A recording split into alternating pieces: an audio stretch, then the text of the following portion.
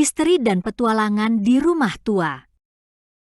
Di sebuah kota kecil, ada sebuah rumah tua yang sudah lama kosong. Rumah itu terletak di pinggir kota, dikelilingi oleh pohon-pohon besar yang rimbun. Setiap kali anak-anak lewat, mereka selalu mendengar cerita seram tentang rumah itu. Suatu hari, 3 sahabat, Lia, Dodi, dan Zara, memutuskan untuk mencari tahu apakah benar rumah tua itu berhantu. Mereka berencana untuk memasuki rumah itu pada malam hari saat semua orang sudah tidur. "Ayo, kita buktikan sendiri," kata Dodi dengan penuh semangat.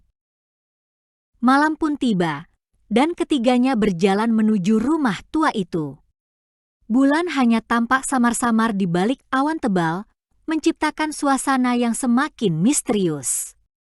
Rumah itu tampak lebih menyeramkan di malam hari, dengan jendela yang pecah dan pintu yang berderak pelan tertiup angin.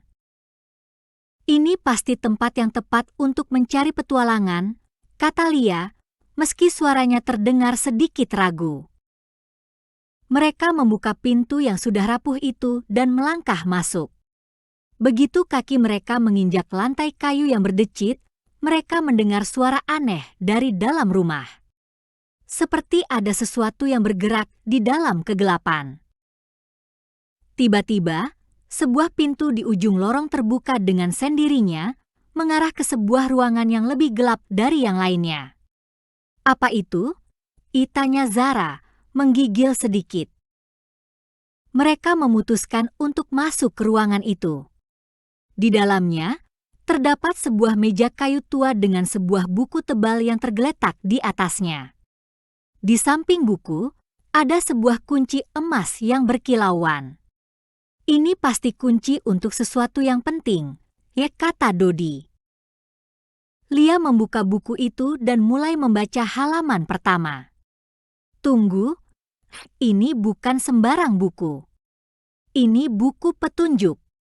Buku ini mengungkapkan rahasia rumah ini," kata Lia dengan suara yang gugup.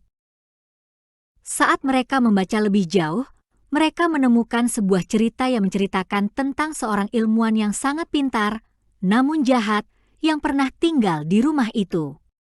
Ilmuwan tersebut mengunci harta karun yang sangat berharga di dalam ruang bawah tanah rumah ini dan meninggalkan petunjuk-petunjuk untuk menemukannya. Namun, harta itu terkutuk. Siapapun yang mencoba mencurinya akan mendapatkan kutukan yang mengerikan. "Kutukan? Harta karun terkutuk?" Zara berbisik, merasa ketakutan. "Apa kita harus melanjutkan?" Lia memandang kunci emas yang mereka temukan. Ini pasti kunci menuju ruang bawah tanah itu. Kalau kita mau tahu lebih banyak, kita harus menemukannya. Dengan hati-hati, mereka mengikuti petunjuk di dalam buku dan menemukan sebuah pintu rahasia di bawah lantai kayu.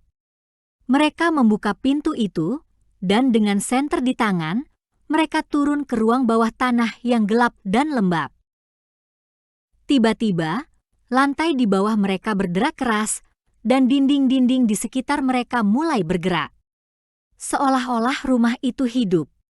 Mereka mulai panik, tetapi Dodi melihat sesuatu yang mencolok, sebuah peti kayu besar di sudut ruangan. "Itu dia, harta karunnya," seru Dodi. Saat mereka membuka peti itu, mereka terkejut melihat bukan emas atau permata, melainkan sebuah kaca kristal besar yang bercahaya. Begitu kaca itu dibuka, sebuah suara keras terdengar, dan muncul bayangan putih yang sangat besar. "Siapa yang berani membuka petiku?" Mereka terdiam ketakutan, tapi kemudian Dodi berdiri tegak. "Kami hanya ingin tahu rahasia rumah ini. Tidak ada niat jahat." Tiba-tiba, bayangan putih itu menyusut dan menghilang, meninggalkan sebuah pesan di udara. "Kalian telah membebaskan kutukan ini. Rumah ini kini bebas dari bayang-bayang jahat." Tiga sahabat itu segera berlari keluar dari rumah itu dengan napas terengah-engah. Mereka berhasil mengungkap misteri yang telah lama menghantui kota mereka. Sejak malam itu, rumah tua itu tidak lagi tampak menyeramkan. Bahkan, beberapa bulan kemudian, rumah itu dibuka kembali sebagai museum, dan siapapun yang ingin tahu tentang sejarah kota bisa datang mengunjungi. Tama